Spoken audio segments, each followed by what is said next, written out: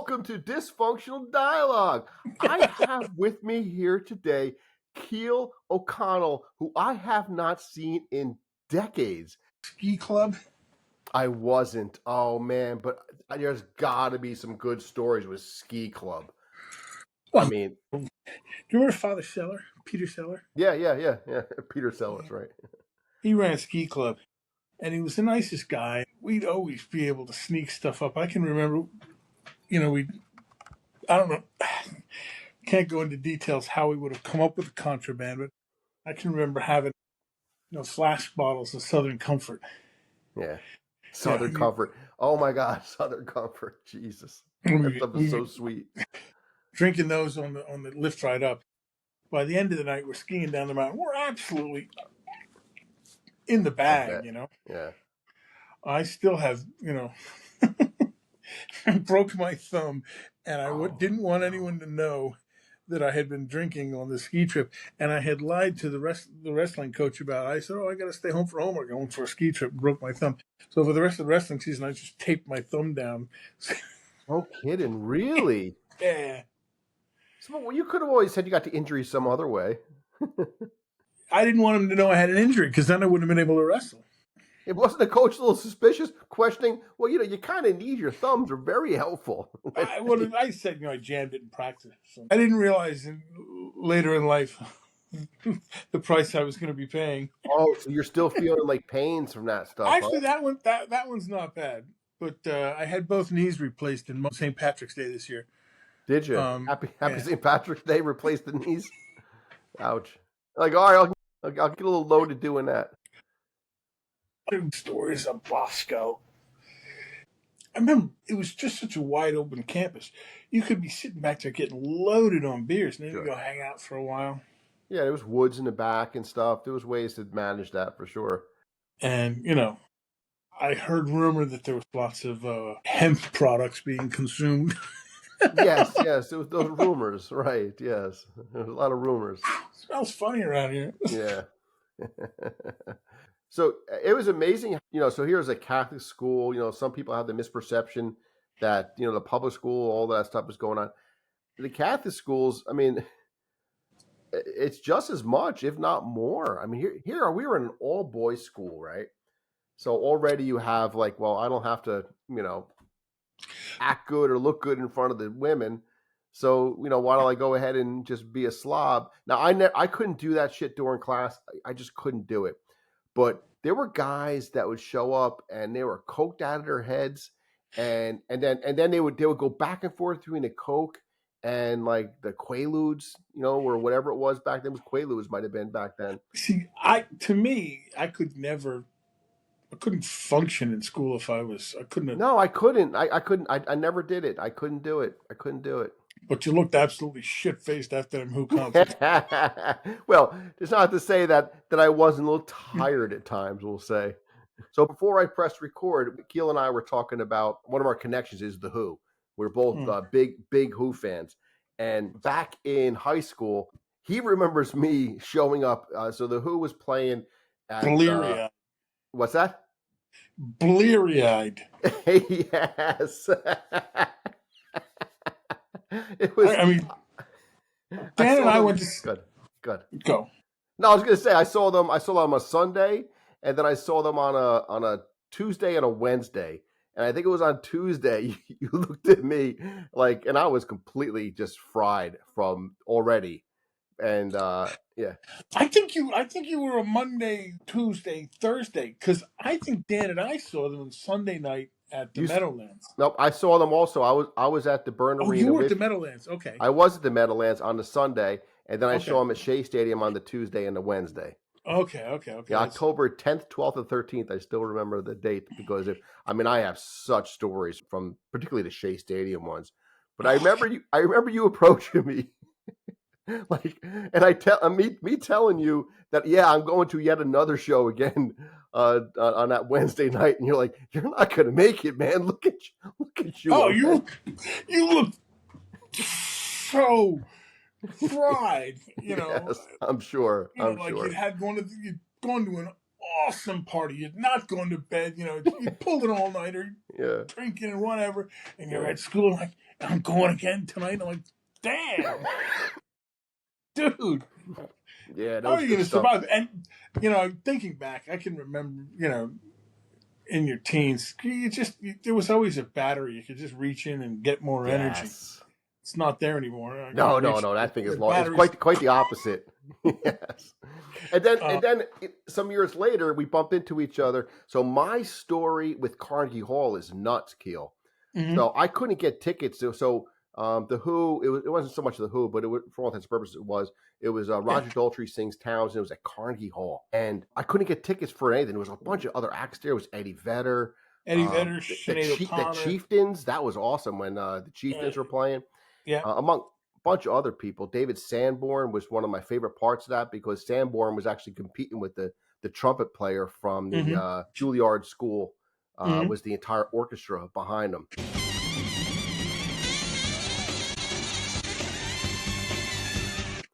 I love that when Sanborn and that trumpet player were competing.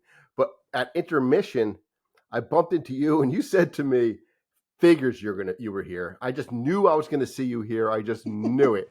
And then I pointed out where my seats were. Remember where my seats were? You had really great seats up front. I had front row center. I was 7 feet away from Daltrey.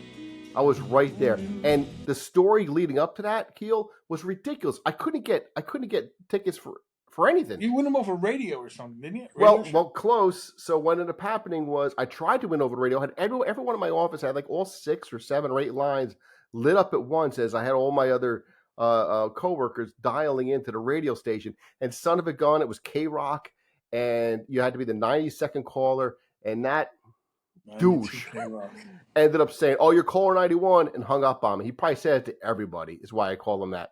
Because if I had to guess, I was not caller 91. He was just messing with people. But I couldn't get. Then I don't know, maybe a week before the show, my now wife, girlfriend at the time, who I didn't bring with me, ended up saying, "Hey, I just heard over the radio that the producer just released some seats."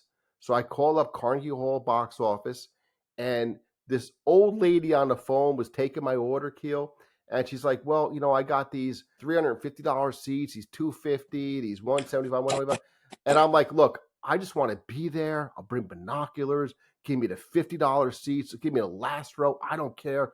I just want to be there." Well, as I've already blown the punchline, she must have been this sweet woman, heard my enthusiasm. I was like, "You know what? Let's give him these seats." And they must have been the producer's actual seats, like his family seats. Mm-hmm. And she gave them to me, man. It was the best. I brought my mom. My dad had just passed away. Both her parents had just passed away. She would always get me seats to go to Carnegie Hall shows. And I knew the Chieftains were going to be there. We're all Irish. So I'm like, I got to bring mom. And I brought mom and my 2 buddies, which was a weird dynamic. But we ended up having some drinks beforehand, walking in there. And the usher, when he saw my tickets, he goes, "Oh, you're going to like where you're sitting." And I turned to them like, "Oh my God, he just said you're going to like." And we walked by those $175, those $250, those $350 seats in front row center, man. It was right there. It was beautiful. I've never been to a concert with my mother, but I would have liked to have taken my mother to a Grateful Dead show. Would she have been up for that? Oh, yeah. She'd had a good time. It's super chill, right? I mean, what's really to be up for, frankly? Just super chill environment. Yeah, I had good seats for that too. I was on the lower level. I wasn't front row like you, but I had very good seats. That was a great show. The 89 shows, at least what I saw at Giant Stadium, might have been their peak in terms of quality live performance. So I think, I don't know, I've seen Isle of Man and I've seen Woodstock and all these other, and I get the excitement and the enthusiasm and all of that. Yeah, sure. But the quality wasn't quite okay, right? Because they didn't have the same speakers, the same just general setup. And Townsend was still in that auto destruction, whatever improvisational feedback shit. And I get it. Oh yeah, But it was made for a good show. Made for a great show. But yes, I think when he the was later on, '89 yep. show was them at their best. So But you're gonna love. I was gonna say you're gonna love my '89 story. Okay. So you heard my other one in brief. I didn't get into my '82 story at the show. That'll be for another time. But my '89 story, I was there with my buddy, and he worked for a security company, the same security company that managed the stadium. And so the warm up band, we watched out for a while. I forget who warmed up for that show, and we ended up going to go walk out because we wanted to go back to the car and enjoy some more beverages and whatever. And the guys at the door were like, "Guys, if you leave, you can't come back." And Mike's like, "Oh, yeah, I'll be back. I'll be back." "No, you can't leave. Don't leave. Don't leave. You won't be able to come back."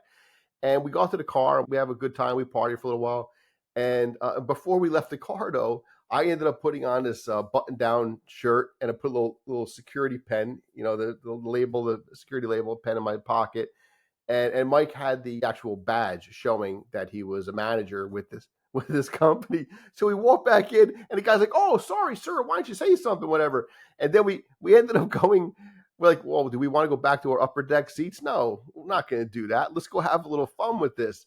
So we walk in, and this is one of my favorite things to do at concerts and other things is figure out ways to kind of work the crowd and manage your way in and have that little extra excitement by getting closer or doing something. So my buddy hopped right on that attitude, and he goes, "All right, so I got the badge, follow me." And they had checkpoints like every maybe 20 rows up or something like that for the general admission. They would have checkpoints, and that's where I guess it wasn't general, it was seating, but they have checkpoints. And just to get onto the field, he had to come up with an excuse. And he's like, "Oh yeah, there's a fire over there at section Q1. We have to go in and attend to that really quick." And the guy's like, "Okay, go, go, go." And meanwhile, flashing his badge, and I just give him a thumbs up, like I'm with him. And then he came up with a whole different excuse at the next checkpoint. And every checkpoint, he came, "Oh, there's a fight over here going on in this section." And to the point where we got right up to the front of the stage. We're literally standing in front of the stage at Giant Stadium was back then and watching the show. We stood there for several minutes. I'm like, well, we're going to get busted if we hang out here for too long. So we backed up and we go back about maybe 10, 12 rows, and a couple of girls like, "Hey, these guys don't belong here. You guys are security. Can you just make sure they don't come back?" "Oh, don't worry about it. We'll do better. We'll just stay in these seats." So we just hung out there in the 12th row. But then we ended up going out further and doing some other things or whatever because we were just kind of roaming out. But great show. And I got to have a little added story to it, much like your added story that you're not gonna share here. it was just it was hilarious how everyone was like, "You get it, and we'll meet you inside." Inside, where is it? It's all gone. It's all gone. It's all gone.